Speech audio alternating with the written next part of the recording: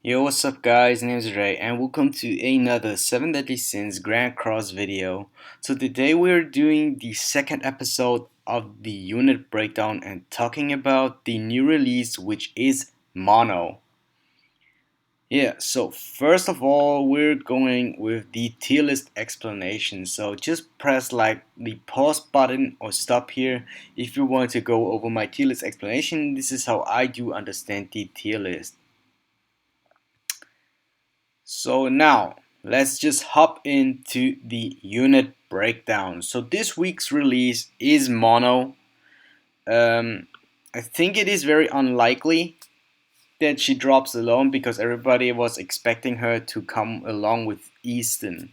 Yeah, so before I start, I want to go over the PvP rules this week. So I think last week was a very impactful week for the game because of the release of Lost Lane Meliodas.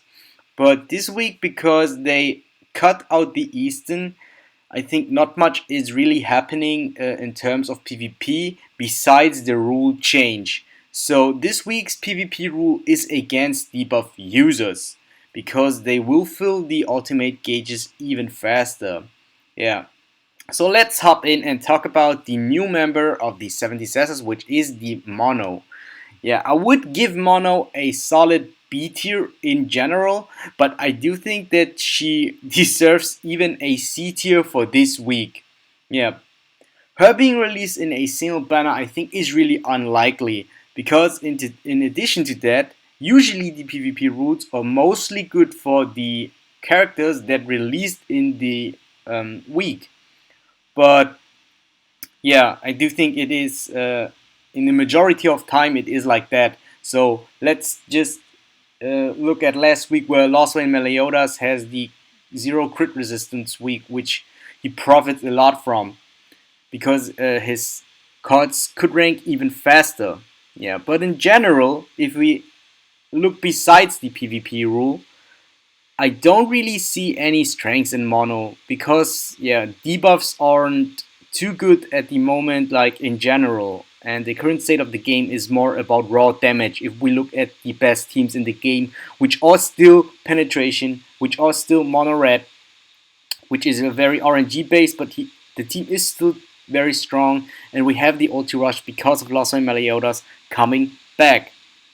Yeah, I think it is a funny thing that she is even worse in this PvP week because one of her abilities brings poison, which is a natural debuff, and it will fill the ultimate gauge of the enemy. Yeah, which could be potentially be a Lost Vein Meliodas, and we don't want Lost Vein Meliodas to ult because we know it is a auto lose. But yeah, if we look besides besides the PvP rule, I want to look at Mono like future wise. So I don't want to tell you and give you a reason to summon or not to summon because that's up to you. But future-wise, I could think of a possibility to use her along with the new festival exclusive Fairy King, which just came out recently on the Japanese version. So if you don't follow the Japanese version, this blue king does really profit from debuffs, the same debuffs that Mono uses, like Poison, Shock, and Bleed. And he is currently very strong, and I would say, I don't want to say that his team with Hendrickson also does apply 2 debuffs with his skill. The new Demon Hendrickson that also came along with the King is one of the strongest team on the Japanese version, if not the strongest team. So I didn't test it out a lot because I didn't have too many time to play the Japanese version. I'm very busy to play the global version, keep doing content. So yeah, I would say that Mono maybe has a use there, but it is really difficult to tell because I do think like that why you should use Mono if you can use like Hendrickson or if you can like use even other stronger characters that can apply debuffs, because Mono doesn't really bring anything with her or doesn't really provide anything to the team that is really strong. Um, Besides the fact that she looks really good. So yeah, I would stick with the B tier. So she isn't too horrible, I think, and maybe you can make use of her if you really do a high investment. But this is not what most players would do. So yeah, I do think that other comps are way stronger than to use mono.